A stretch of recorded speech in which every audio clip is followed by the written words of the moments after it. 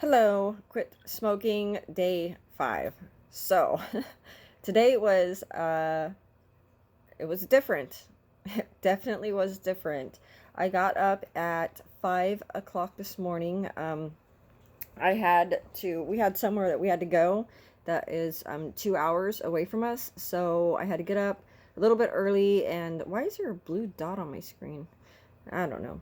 Anyways, had to get up early to get ready for that and take off. So that was a nightmare in itself. Getting myself ready, getting him ready, getting dealing with the dogs, and it was just chaotic, really chaotic. I mean, I was plugging in the address and my GPS in my car that was not warmed up because I didn't start it in time to warm it up. Cold this morning.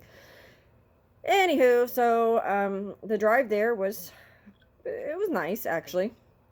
Not too bad. I did take coffee with me, so I kind of sipped on coffee, all the way there, and got there. The appointment went splendid. I am super impressed. I'm actually going to be sharing that information locally with some of my groups here where I live, because I think this information that I have and experience that we have gained today will help so many people in this area.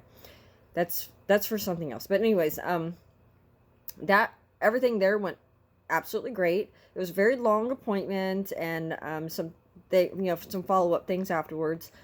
And then we got out of there, and I noticed by the time I got out, I was kind of antsy. I was like, oh, so I'm like chowing down on these Tic Tacs. And we get about 25, well, no, we get about 45 minutes down the road. And by then I'm just really cranky. And I'm like, maybe I'm hungry. Maybe I need something to eat. So stop, go into Subway. And this is where it gets interesting. So I go into Subway, place an order. I want a 6-inch, the chicken bacon ranch. Make that 2. She's training this kid, which I don't have a problem with that. I've been in that position many, many times. And I just quietly kind of watch. First of all, she grabs 2 footlongs. And I could just feel myself, like I can feel that I'm not a happy person at that moment. So I just let it slide.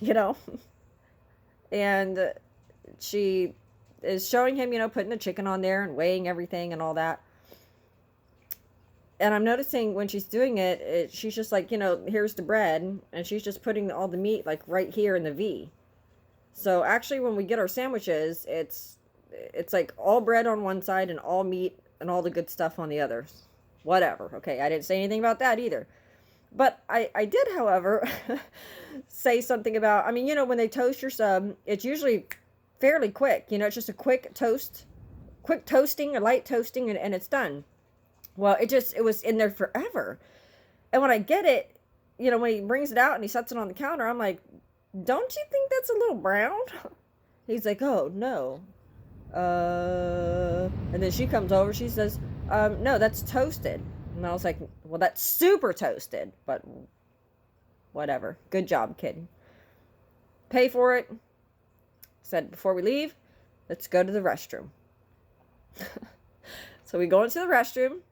There are 3 stalls. Okay. So my child goes into one, because obviously as a parent, you let your child go first. And I'm waiting, patiently waiting.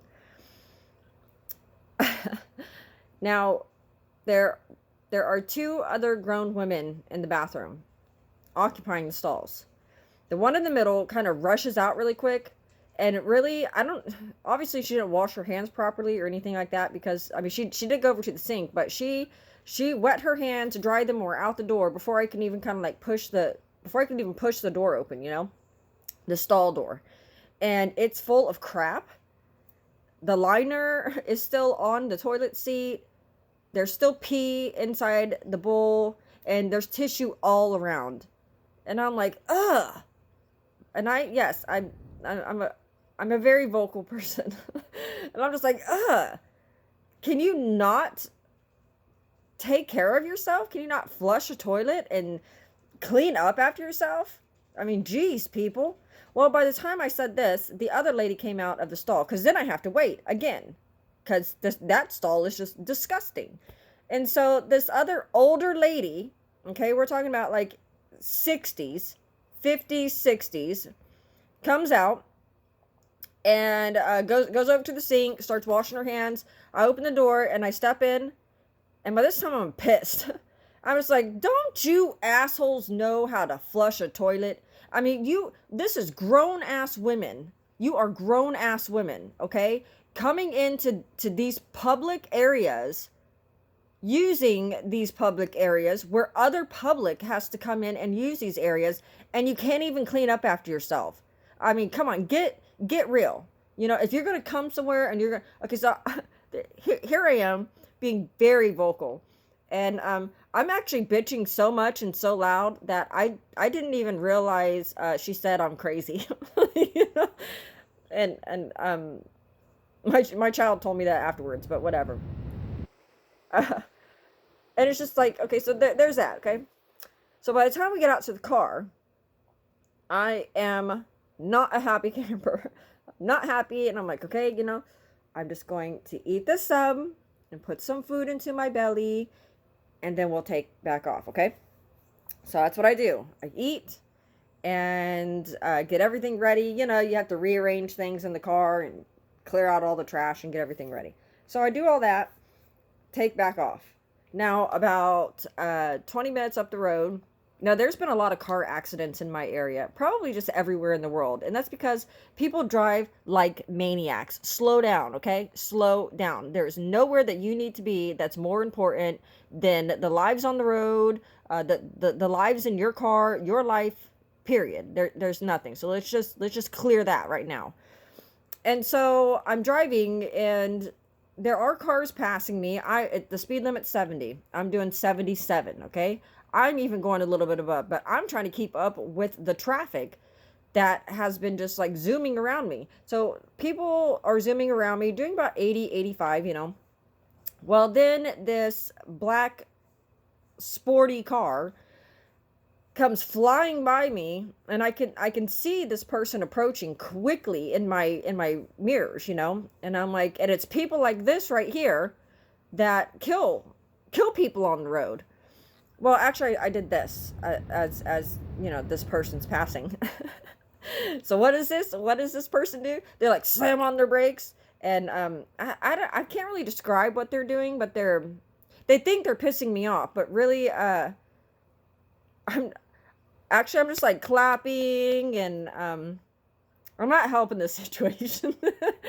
And anyways, they, you know, haul ass in front of me and slow way down. So of course I slow down. I'm like, yeah, I'll play this game. That's fine. Hey, got you to slow down, you know, all right.